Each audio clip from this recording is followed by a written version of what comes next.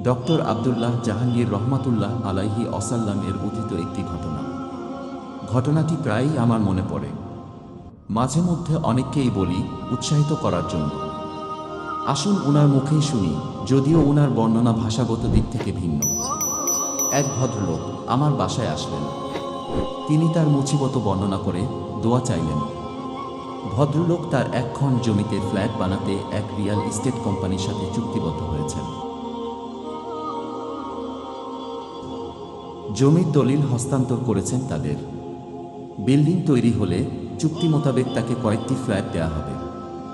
এখন real estate company তার জমিতে ফ্ল্যাটও বানাচ্ছে না, আবার তাকে তার জমির কাগজও বুঝিয়ে দিচ্ছে না। এই সম্পদটুকুই আমার বেঁচে থাকার একমাত্র সম্বল। পার্টি খুব শক্তিশালী আর ক্ষমতাবান, তাই জোট করার সুযোগ নেই। হুজুর আমার জন্য দোয়া করবেন। আমি সব শুনে ভদ্রলোককে তাহাজ্জুদ নামাজ আদায়ের পরামর্শ দিলাম। বললাম, তাহাজ্জুদ নামাজে সিজদায় গিয়ে আল্লাহ তাআলার নিকট নিজের মুসিবতের কথা বর্ণনা করুন।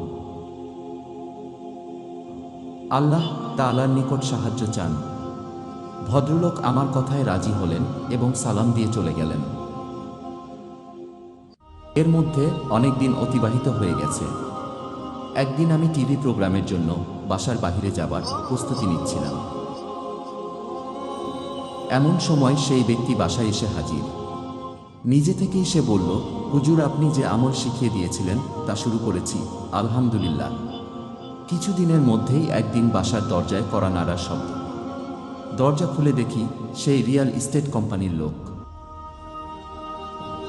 জমির দলিল নিয়ে আমাকে বললেন, আপনার জমির কাগজ ফেরত নিন। আমরা আসলে আপনার জমিতে কিছু করতে পারলাম না, তাই আপনার জমির কাগজ ফেরত দিতে এসেছি। হুজুর আমি তাদের কিছুই বলিনি, নিজে থেকেই তারা আমার জমির কাগজ ফেরত দিয়ে গেছে। আমি খুশিও হয়েছি, আবার কষ্টও লাগছে। মনে হচ্ছে আরও কিছুদিন পরে জমির কাগজ ফেরত দিলেই ভালো হতো। আল্লাহর দরবারে আরও কিছুদিন দোয়া করতে পারতাম। তাহাজ্জুদ নামার সময় শুরু হয় অর্ধরাতের পর। রাতের শেষ তৃতীয়াংশে তাহাজ্জুদ পড়া উত্তম।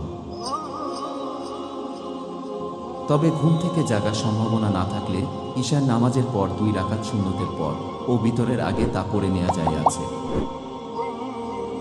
তবে পূর্ণাঙ্গ তাহাজ্জুদের সওয়াব ও মর্যাদা পেতে হলে রাত 2টা বা 3টার দিকে উঠে নামাজ আদায় করা জরুরি।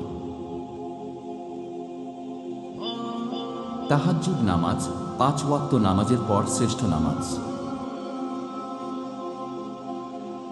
মহানবী সাল্লাল্লাহু আলাইহি ওয়াসাল্লাম বলেছেন, রমজানের পর সর্বশ্রেষ্ঠ রোজা হল আল্লাহর মাস মুহররমের রোজা। আর ফরজ নামাজের পর সর্বশ্রেষ্ঠ নামাজ হল রাতের তাহাজ্জুদের নামাজ।